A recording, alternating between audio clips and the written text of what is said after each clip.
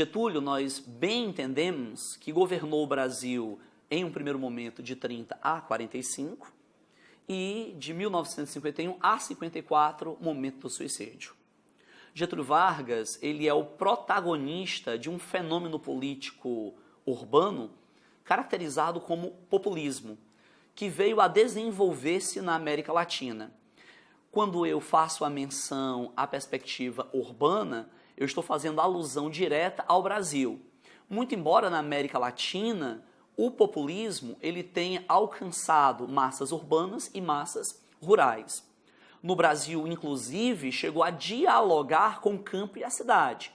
Mas a grande força do populismo, a sua essência, seria a existência de líderes carismáticos, personalistas, que manipulam massas urbanas proletárias através do mecanismo de concessão.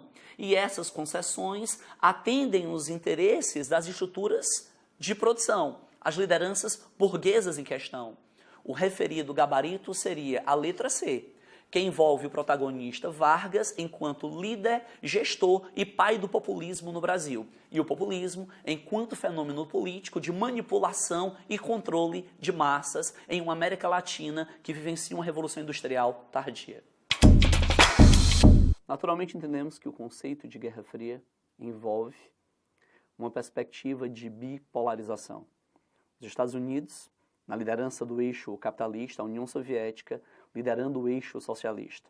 Entendemos ainda que a Guerra Fria ela está fundamentada em disputas por posições geográficas, a corrida armamentista aeroespacial e essas tensões que poderiam levar a uma terceira guerra mundial, aquilo que se convencionou em a suposta doutrina da destruição mútua assegurada. Corrida armamentista, disputa por posições estratégicas, posturas de descolonização, acabaram gerando tensões, o que levou a Europa centro-ocidental e centro-oriental a dividir posições que pressionaram aquilo que Winston Churchill chegou a chamar de uma cortina de ferro. Quando nós imaginamos a queda do Muro de Berlim, nós entendemos a desagregação do socialismo real no continente europeu. Portanto, o gabarito para a referida questão, letra E. Nós temos de novo um assunto sobre população. Dessa vez se analisa a questão da taxa de fecundidade no Brasil. Taxa de fecundidade representa o número de filhos por cada mulher em período fértil. Existem dois índices interessantes para a gente fazer a análise da questão 20, que é a taxa de reposição, que equivale a 2,1 filhos por casal, que seria simplesmente uma quantidade mínima necessária para que o Brasil tivesse a reposição do número de óbitos. Ou seja, para que a gente mantivesse numericamente, quantitativamente, a mesma população. E o que a gente começa a perceber a partir do censo de 2010 é que nós temos uma taxa de fecundidade abaixo de uma taxa de reposição. Quando isso acontece, qual é a problematização que poderá ocorrer nos próximos 30 anos, ou seja, a partir de 2040? O Instituto Brasileiro de Geografia e Estatística já prevê que nós poderemos ter um rápido envelhecimento demográfico e uma taxa de crescimento vegetativo até negativa a partir de 2040. Ou seja, nós teremos um índice de mortalidade maior do que o índice de natalidade. Então, a redução do ritmo de crescimento demográfico brasileiro está diretamente ligada à taxa de redução da fecundidade, que por sua vez está interligada indiretamente à inserção da mulher no mercado de trabalho, ao uso de contraceptivos, à mudança cultural e comportamental da nossa sociedade. O item D de dado, né, ela fala sobre as consequências desse rápido envelhecimento, que são os gastos na saúde pública e na previdência social, exigindo do Estado mais investimentos no setor de saúde, reformas e investimentos no setor previdenciário. Essa questão fala sobre um dos principais assuntos da atualidade. Qual é, professor? Migração internacional. O texto traz aí uma mudança muito significativa nos últimos anos, onde, tradicionalmente, as principais correntes migratórias se deslocavam de países pobres para os países ricos para os países desenvolvidos, com destaque para Estados Unidos e países europeus, mas que nos últimos anos, por conta de uma série de fatores, dentre eles as crises econômicas verificadas nesses países, o perfil foi alterado. E agora, hoje, muitos países em desenvolvimento passam a ser aí a principal rota para a migração internacional. E o que a questão pede, professor? Olha só, o deslocamento demográfico em pleno século XXI influencia no processo de organização social, política, econômica e cultural dos países. Além da crise econômica explicitada no texto, outro fator que explica a nova rota migratória é o que está no item E, quando ele fala o fechamento de fronteiras, bem como a criação de uma legislação mais rígida em países desenvolvidos. Ele já deu aqui na própria questão o toque de para onde devemos constituir o texto, que seria exatamente no começo. A incerteza e a vulnerabilidade humanas são os alicerces de todo o poder político. O medo, o temor que a população tem sobre uma determinada situação torna-se o grande poder do próprio governante. E aí vem um comando que diz: o texto mostra que os governos se legitimam na promessa de trazer segurança e paz para a população. Este pacto político tem como pressuposto, veja bem, qual é o pacto que eu estou propondo aqui? De que o governo daria a segurança física, enquanto que o cidadão daria todo o restante das obrigações, impostos, trabalho e o temor do próprio governo para fazer tudo mais que o governo assim o queira. Então, indiscutivelmente, turma, ela tem como resposta o item C, o papel do Estado como mediador dos conflitos. Ele gerencia esse processo entre governo e próprio povo de como deva ser o trabalho dentro do Estado. Um movimento social na transição do século XIX para o século XX, portanto, do Segundo Reinado para a República Velha. Esse fenômeno social nós reconhecemos como cangaço. Antônio Silvino, Lampião, Corisco, Dadá seriam alguns dos representantes desse movimento. O cangaço ele é caracterizado como um movimento banditista, marginal, onde aqueles que são os ditos partícipes, constituintes do movimento social, eles utilizam uma equação de força, caracterizada por saques, pilhagem, ações contra fazendas, sítios, a invasão de prefeituras. Portanto, em meio à ação desses miseráveis, poderia se traduzir uma enlação de apoio. As populações mais pobres, ao observar que os seus líderes miseráveis estão agindo contra a estrutura coronelística orientada pelo latifúndio e, ao mesmo tempo, pela miséria social, eles acabam sendo vistos como heróis populares. Portanto, o cangaço é um banditismo social. Ele congrega aqueles que seriam marginalizados pela sociedade. E a ação dos cangaceiros, em meio a uma estrutura de força, de intervenção, de violência e poder, acaba trazendo para os seus líderes um apelo popular de apoio. Portanto, gabarito para a referida questão, letra E. Nós bem sabemos que o processo que levou à formação do Brasil envolve, inevitavelmente, o latifúndio monocultor voltado para o mercado externo. Entendo, portanto, que o Brasil, enquanto colônia de exploração, vivenciará essa experiência de uma micro-Europa nos trópicos, notadamente um micro-reino de Portugal, onde a plataforma produtiva diretamente estaria associada ao plantation.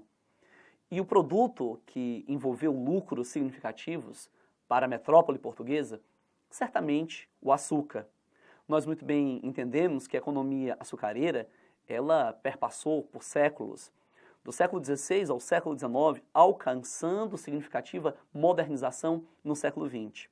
Contudo, mesmo com essa modernização no século XX, relações de afetividade, práticas paternalistas, clientelísticas, uma estrutura de favores que tinham suas raízes no mundo colonial do século XVI, agora irá também se desenvolver no século XX. Em outras palavras, nós podemos afirmar que, quando se fala do mundo do açúcar do século XVI para o século XX, as transformações técnicas foram inevitáveis, Mas mesmo com as transformações técnicas e a modernização da estrutura produtiva, as relações de poder, de compadrinho, as práticas clientelísticas, elas permaneceram. Portanto, o gabarito para a referida questão, letra B de bola. A questão é um relato do Correio da Manhã que nos diz o seguinte: irreverentemente começou a chamar-se queremismo toda manifestação de apreço tributada ao presidente Vargas. Surgiu então o slogan "Queremos Getúlio". Foi o bastante. A nação inteira, pela sua maioria incontestável, que é a massa trabalhadora, o homem pobre, o brasileiro desajustado da sorte, o indivíduo simples e desambicioso, pronunciou-se pela candidatura do senhor Getúlio Vargas. A publicação do Jornal Carioca aborda a reflexão sobre o movimento queremista, que tinha como objetivo central reivindicar a permanência de Vargas no poder para a elaboração de uma nova constituinte que daria fim ao Estado Novo. Esse é justamente o item correto, aquele que corresponde à reivindicação do povo.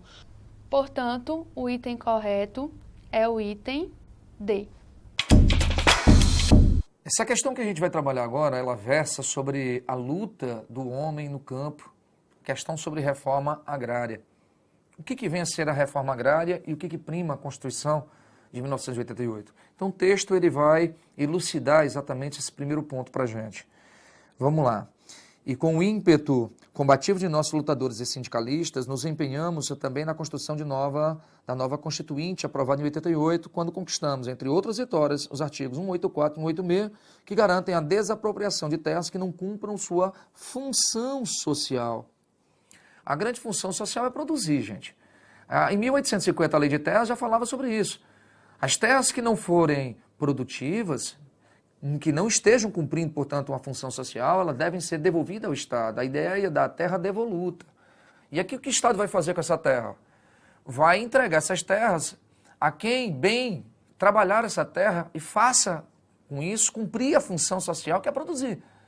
Então, terras improdutivas serão confiscadas, isso já está lá desde 1850, mas continua permanecendo no artigo 186 da Constituição, segundo o texto, né? Então, ele diz, a função social é cumprida quando a propriedade atende simultaneamente critérios e graus de exigência estabelecidos em leis, aos requisitos: aproveitamento racional e adequado, utilização adequada dos recursos naturais disponíveis e preservação do meio ambiente. Observância das disposições que regulam as relações de trabalho e a exploração que favoreça.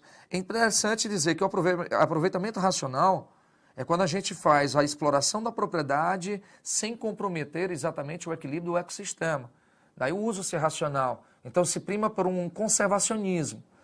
Conservar é explorar de forma racional, certo? Diferentemente do item 2, que ele fala em preservar. Porque existem zonas, né, dentro de uma propriedade rural, dependendo de cada região do Brasil, de cada ecossistema, que a gente tem de reserva legal, que não deve ser desmatada nem muito menos alterada, que deve ser de fato aí sim preservada, o preservacionismo que a gente coloca, certo? As observâncias com relação às relações de trabalho, para que não haja escravidão, certo? Que esteja de acordo com as leis trabalhistas no Brasil. E a exploração que favoreça um bem-estar dos proprietários e trabalhadores, a questão social da terra. Perfeito? Bora direto aqui ao item. A desapropriação de terras que não cumpram sua função social segundo a Constituição deve ter o objetivo: A, de ampliação da renda e das lutas camponesas. Não necessariamente, né? A ampliação da renda não, porque não necessariamente ampliar a renda significa ampliar de forma sustentável, racional a propriedade. B de bola, conceder um uso apropriado e, ao mesmo tempo, uma preservação dos recursos naturais. Evidentemente que o item B de bola contempla a questão, né, da própria lei sobre função social da terra. O item C, uma exploração inadequada, se tornaria absurda. D, aceitação da exploração da mão de obra do pequeno. Exploração da mão de obra, pessoal, falso, porque na própria conjuntura da lei se fala sobre um equilíbrio, onde se possa cumprir as próprias leis trabalhistas, evitando esse tipo de exploração. E a letra E, aproveitamento irracional. Irracional não.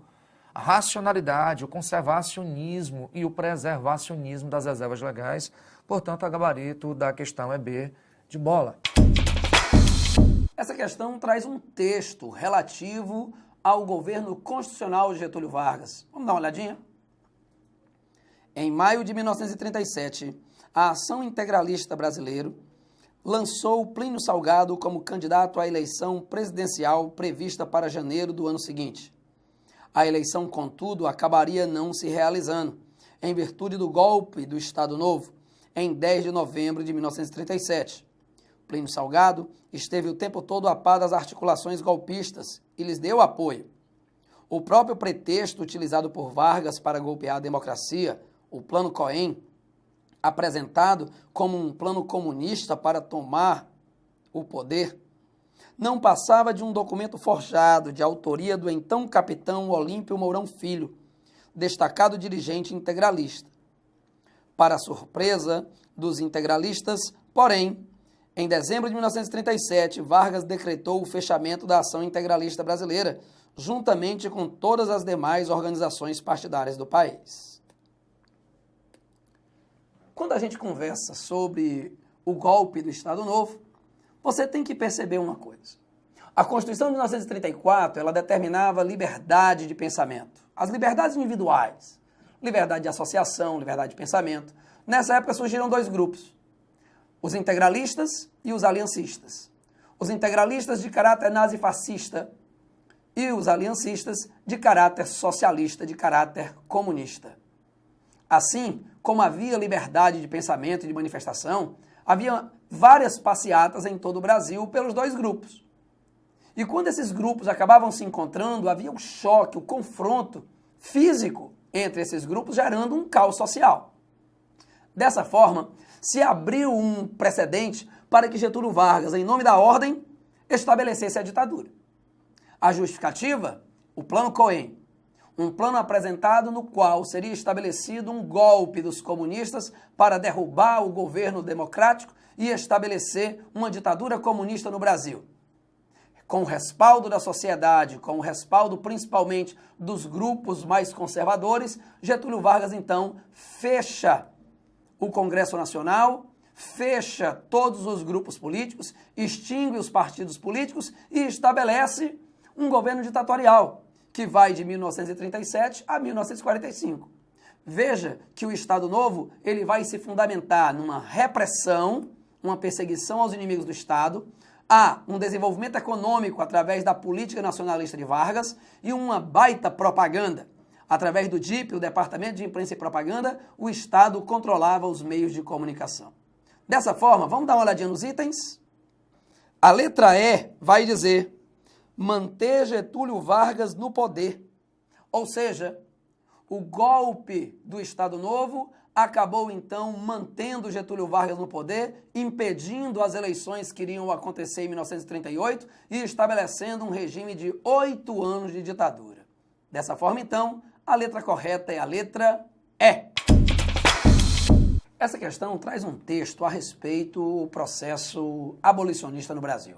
Vamos dar uma lida? Em meados do século XIX, e ao menos até a crise que resultou na Lei de 1871, o Brasil imperial oferecia ao mundo o curioso espetáculo de um país no qual todos condenavam a escravidão, mas quase ninguém queria dar um passo para viver sem ela. Ora, a questão abolicionista no Brasil ela é muito complexa, porque a economia brasileira, desde a colonização, se fundamentou no sistema plantation. Monocultura, agroexportação, latifúndio e escravidão. Então nós tínhamos aí, desde o século XVI, e já estamos no século XIX, nós temos todo esse período onde no Brasil o trabalho era eminentemente escravo. A coisa era tão séria que brancos pobres preferiam pedir esmola, roubar, se prostituir, que era isso considerado mais digno do que trabalhar na lavoura. A lavoura era um trabalho determinado para os escravos. E dessa forma, acabar com a escravidão era acabar com a economia brasileira. Porém, o Império ele também está envolvido em questões internacionais. A nossa ligação e dependência em relação à Inglaterra. A Inglaterra que nos emprestou dinheiro para que a gente pagasse a indenização exigida por Portugal para promover o reconhecimento de nossa independência, exigia que o Brasil acabasse com a escravidão. Não porque eles eram bonzinhos, mas para os seus negócios. Os escravos libertos tornar-se-iam agora trabalhadores assalariados. E assim, a a Inglaterra iria aumentar o seu mercado consumidor no Brasil. Porém, havia toda uma ideia de defesa do abolicionismo, mas, por outro lado, havia uma necessidade econômica de se manter a escravidão. Então, eu podia até ter um pensamento abolicionista, mas o meu bolso falava mais alto quando eu pensava na perda econômica que eu iria ter. Dessa forma, vamos dar uma olhadinha nos itens?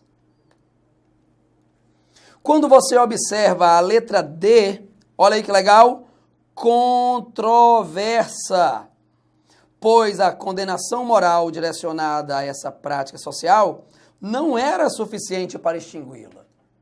Como nós conversamos há pouco, havia já um sentimento abolicionista, existiam até já organizações abolicionistas no Brasil.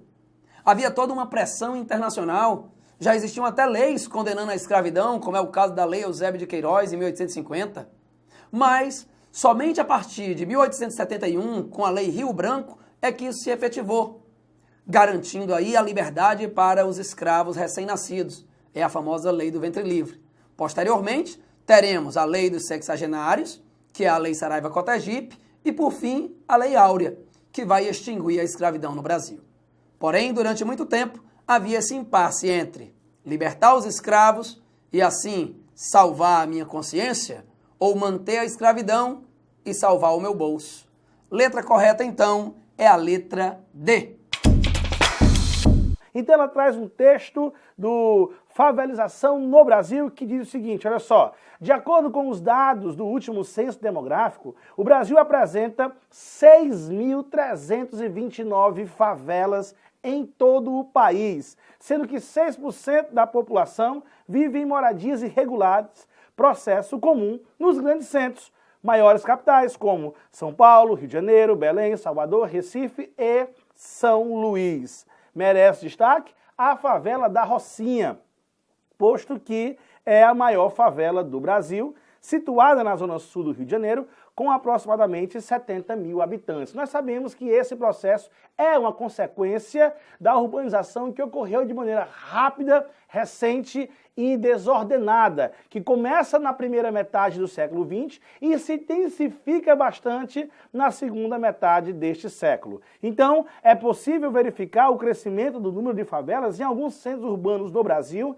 em decorrência da proliferação de habitações populares construídas de forma improvisada, já que não houve projeto.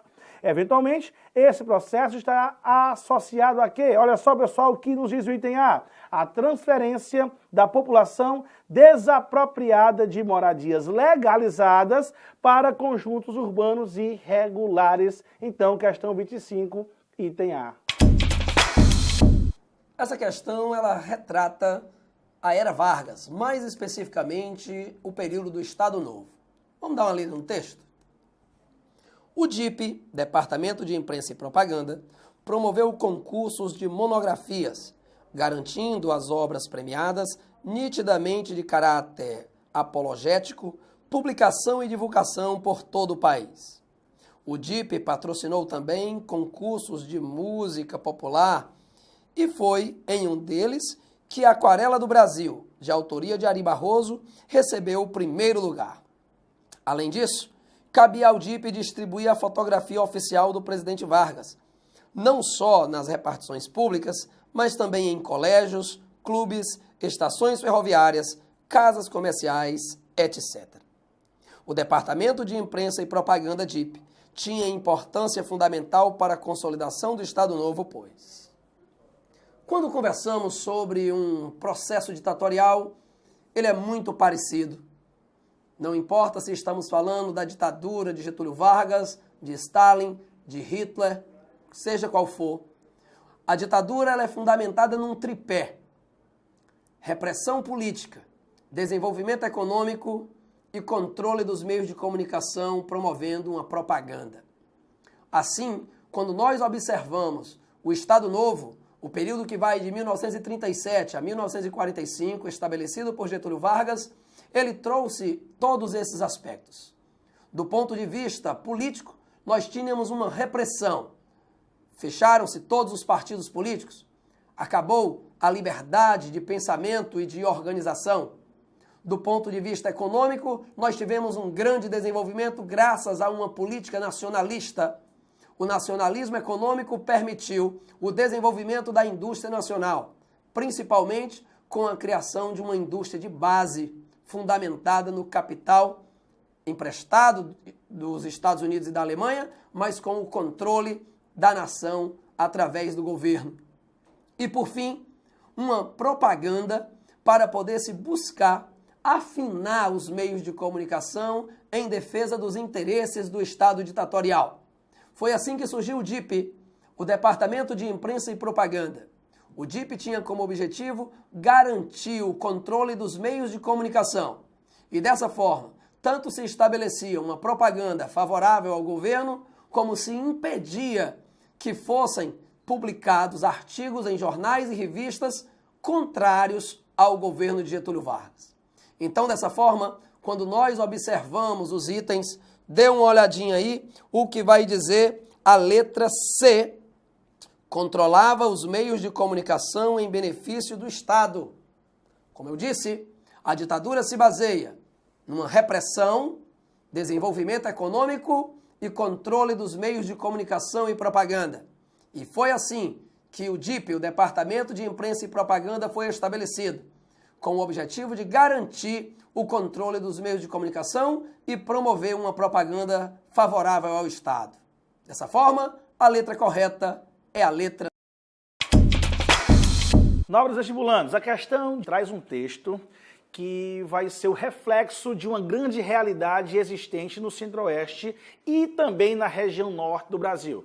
Na verdade, existe em todo o território nacional, mas nessas duas regiões, nas últimas décadas, o processo vem se intensificando, que é a disputa por terras. De um lado, grandes proprietários, grandes latifundiários, estes que também são responsáveis por parte do desenvolvimento econômico do país, já que hoje o Brasil aposta na atividade primária do agronegócio, que vem se expandindo exatamente na região centro-oeste, chegando no norte com a soja e a pecuária, chamadas fronteiras agrícolas, que crescem nessas áreas e que vão proporcionar um conflito com o outro lado, que são os índios. Esses grandes fazendeiros passam, nos últimos anos, a ocupar terras indígenas, gerando aí este conflito que, infelizmente, o governo federal não consegue conter.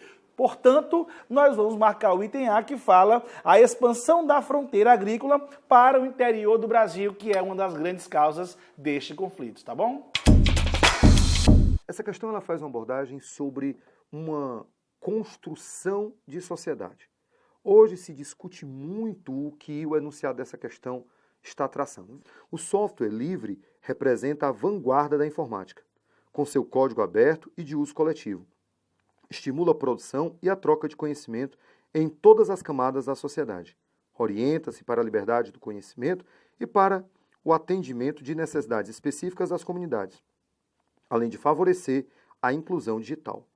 Com um simples toque ou com um simples olhar, ele pode, de repente, ter sua vida facilitada através de uma nova tecnologia. Então, segundo a autora, a produção do conhecimento, que no caso é o software, toda a tecnologia do conhecimento que está associada ao processo do software, ele tem em vista o item a ser marcado, o item A, a estratégia da inclusão, onde cada indivíduo que não tem acesso à informática ou não tem acesso a um determinado equipamento pode facilmente, através de um software, ser incluído dentro do processo da sociedade. Então, o item indiscutivelmente a ser marcado nessa questão é o item A.